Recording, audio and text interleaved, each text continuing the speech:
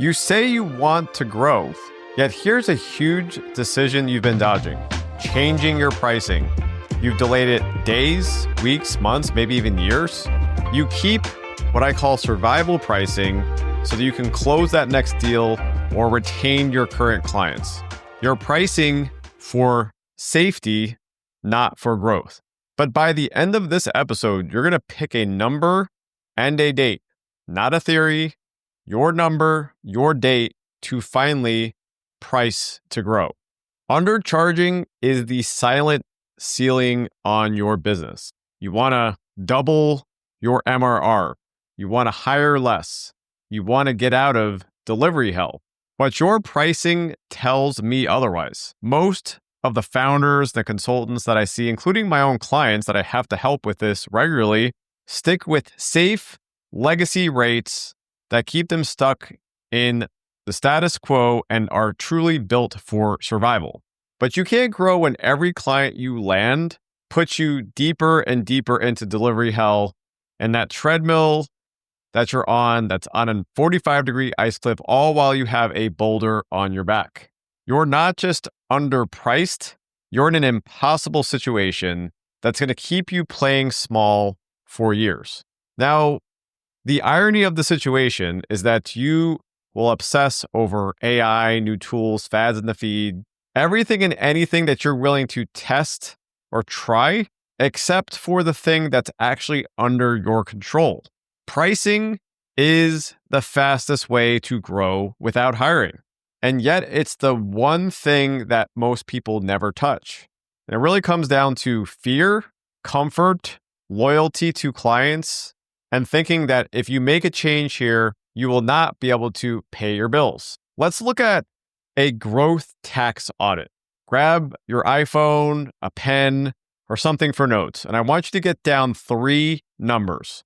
The first is your average project or retainer prices for your last 3 closes. Let's call this P.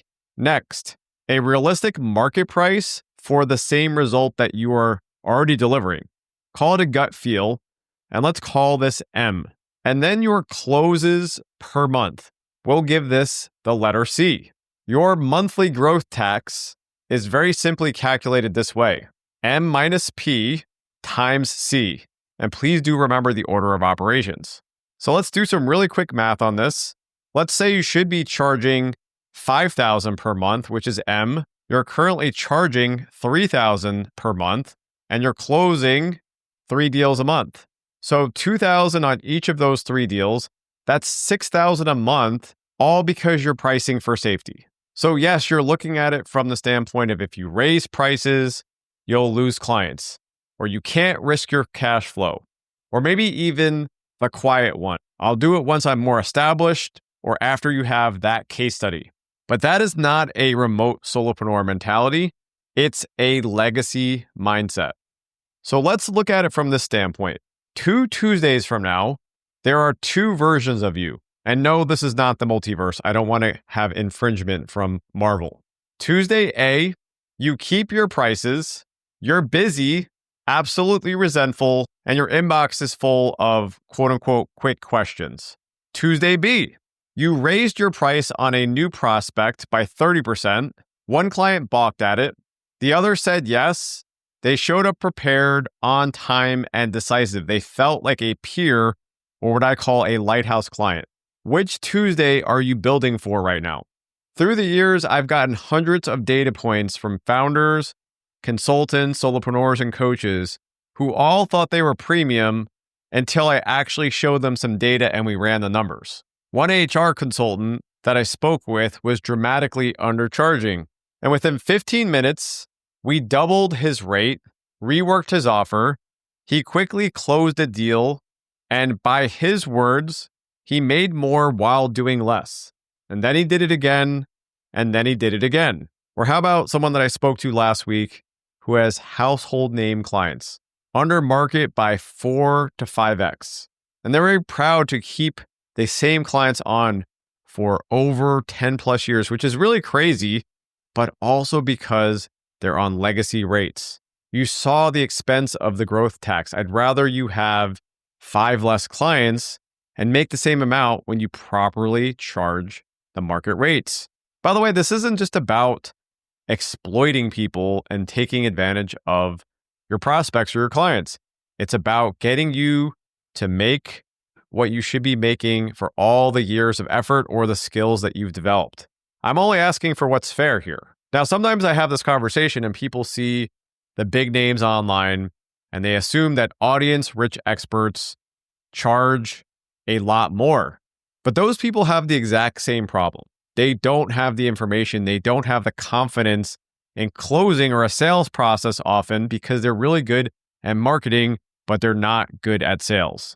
So for those clients, again, ample testimonials, Matt Barker, Lara Costa, Nick Prokema, and many more, they weren't the ones charging the most. In fact, a lot of people who were not as known were charging more than they were, and they got good at the sales side in addition to being good at the marketing side.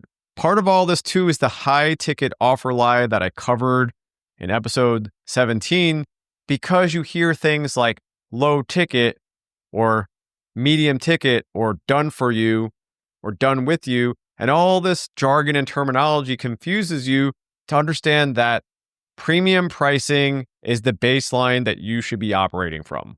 Premium pricing is normal, not exotic. So the real killer here for you is information asymmetry.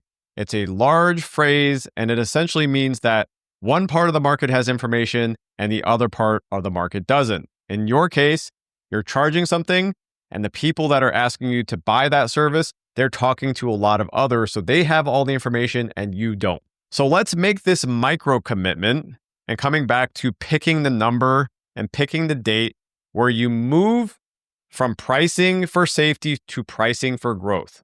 Write this down. The new price, whatever is that market M that you wrote down earlier. Then your first test prospect. If they're not in the queue yet, I want you to name them, maybe even target them, and the date that you will present this new pricing. So say it out loud with me, and it doesn't have to be perfect, but when you say it, your brain treats spoken decisions differently.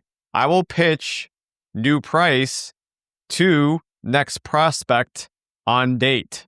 If you're in a public place, that's fine. They may think you're a little crazy, but I think you're crazy for not charging the prices that you should be and using the prices that you have today.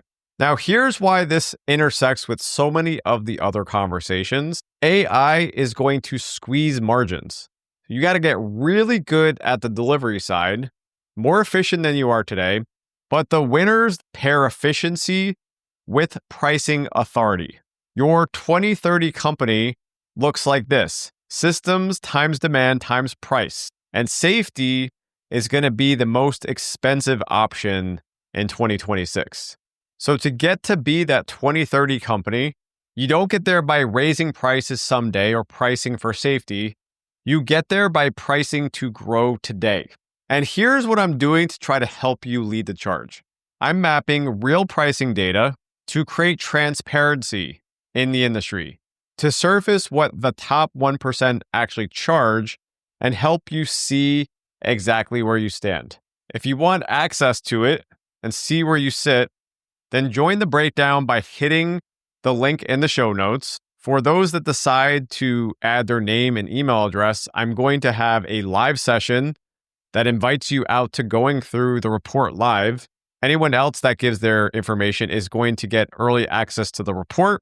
And if you've just picked your number and date, now you have a couple of key action items coming out of our conversation today. So I hope that you'll choose to participate in the State of Solopreneur Pricing 2026 report. That's going to be where we end it for today. I hope this gave you a little bit more fire to get moving and to price, not for safety, but for growth. If this is an area you want help with, feel free to reach out via connection request or DM on LinkedIn, also in the show notes.